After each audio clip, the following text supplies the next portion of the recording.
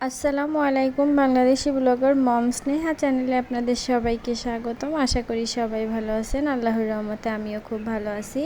তো এখন ভোর 4টে বাজে। এখন থেকে আমি ভিডিওটি স্টার্ট করলাম। তো আমাদের কিছু আচার করেছিলাম আমি, সেগুলো তো আমি বয়ামে ভরিনি, পাঁচফোড়নও দেইনি। তো এখন একে একে বয়ামে রাখবো আচারগুলো। আর এগুলো হচ্ছে ঝুরি আচার। তো এটাতে আমি কোনো মশলা ব্যবহার করিনি, শুধুমাত্র পেঁয়াজ, রসুন আর শুকনো মরিচ দিয়ে আম কেটে রোদ্দুরে শুকাতে দিয়েছিলাম। আর এখন এটাতে পাঁচফোড়ন দিচ্ছি, সামান্য একটু ঝালের গুঁড়ো দিচ্ছি যাতে কালারের জন্য। আর এটাতে যে 4 ফালি করে আমি আচার কেটেছিলাম, তো সেটাও বয়মে ভরা হয়নি, গামলায় করে রোদ্দুরে দেওয়া হয়েছে। এখন আমি এগুলা বয়মে ভরে নেব একে একে। তো আমি ভোর 4টের সময় কী জন্য উঠলাম, আমাদের তো ধান আছে। তো এখন বৃষ্টির যে পরিমাণে চাপ, প্রতিদিন বৃষ্টি হচ্ছে, তো ধানগুলো তো ঝাড়তে হবে, ঝেড়ে বাসায় নিয়ে আসতে হবে। আর আমার বাসা তো যেহেতু একদমই অল্প জায়গা, এই জন্য আমাদের যে ধান হয় সেই ধানগুলো আমরা ননদের বাড়িতে উঠাই।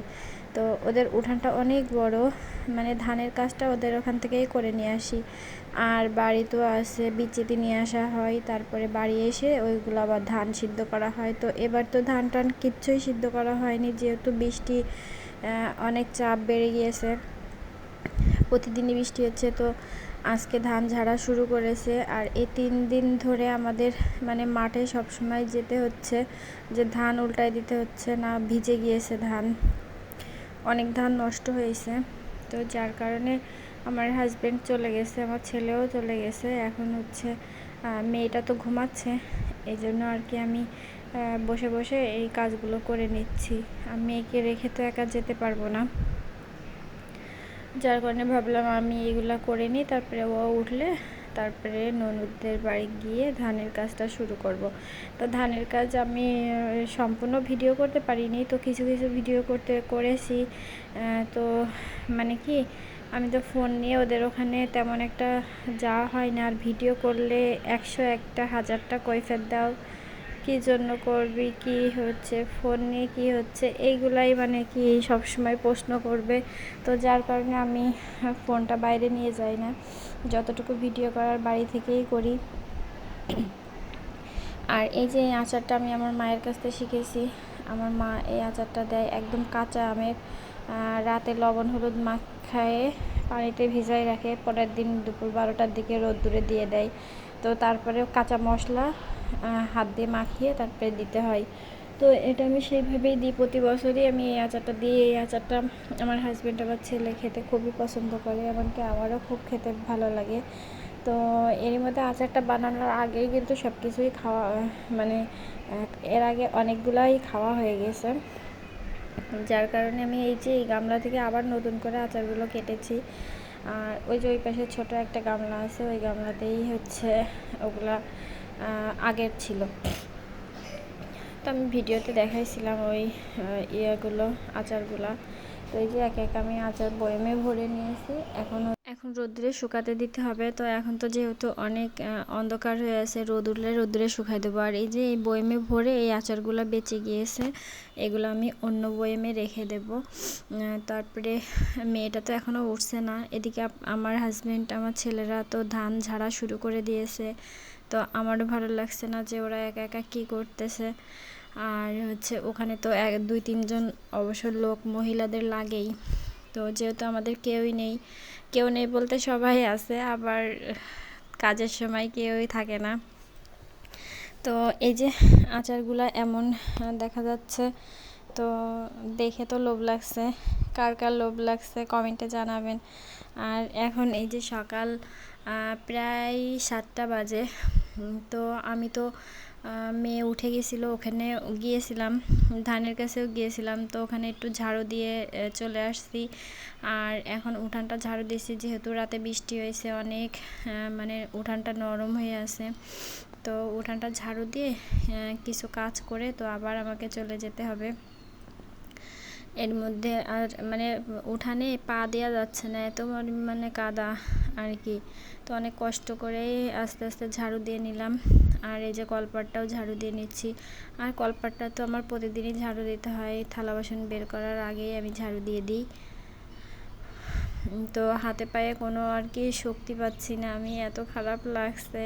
আর আমার মেয়ে পাশের বাড়ি গিয়েছিলাম, ওই যে আমার ননদের বাড়িতে গিয়েছিলাম, তার পাশে একটা বাড়ি আছে, ওরা এই যে হাঁসের বাচ্চা ফোটাইছিল। তো আমার মেয়ে তো ওই হাঁসের বাচ্চা দেখে খুবই কান্নাকাটি করতেছিল। তো ওরা বিক্রি করবে না, কিন্তু আমার মেয়ের কান্না শুনে কান্না দেখে ওরা দুটো বিক্রি করেছে। মানে মেয়ের আমি কান্না থামাতেই পারছিলাম না। তো যাই হোক, সারাদিন কান্না করে করে জ্বর এসে গেছে। তো অবশেষে যে আমি ধানের কাছে চলে আসছি আমার হাজবেন্ডদের চা খাওয়াতে।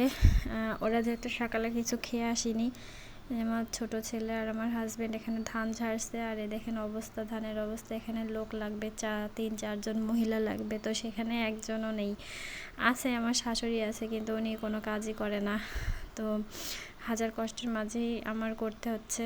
এই যে এগুলো এখানে আছে, এগুলো পরিষ্কার। যে আমি বাড়িতে আসছিলাম, আর অবস্থা দেখেন ওই অবস্থা হয়ে আছে, ধানের উপরে ময়লা।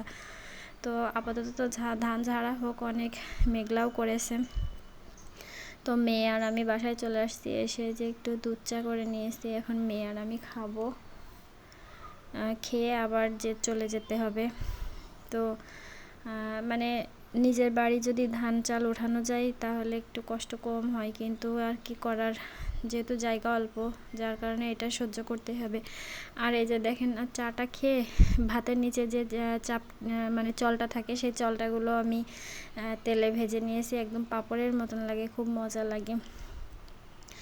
আর এখন দুপুর 11টা বাজে। তার আবার চলে আসছি আমি বাসায়।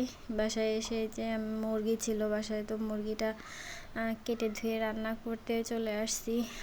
আমার হাজব্যান্ড বলল যে তুমি এক কাজ করো, একবারে রান্নাটা সেরেই আসো, যেহেতু শ্বশুর শাশুড়ির একটা বা 1:30টার দিকে খাবার দিতে হয়, ওই জন্য বলছে। আর যেহেতু আমি কারেন্টে রান্না করি, বারবার কারেন্ট চলে যাচ্ছে, তো ভাবলাম ঠিক আছে রান্নাটা, এদিকে আমি ভাতও বসিয়ে দিয়েছি, তা মাংসটা আমি রান্না করে নিচ্ছি, আর সঙ্গে একটু পটল ভাজিও করব। তো আজকে যেহেতু শুক্রবার, আবার ওরা নামাজও পড়তে যাবে, তো এই ফাঁকে আমি রান্না শেষ করে নিয়েছি। পটলটা আসলে ওই যে আমাদের ক্ষেতের পটল ঝরে পড়ে গিয়েছিল শিলা পড়ে, তার ওগুলো কুড়াই নিয়ে আসছিলাম।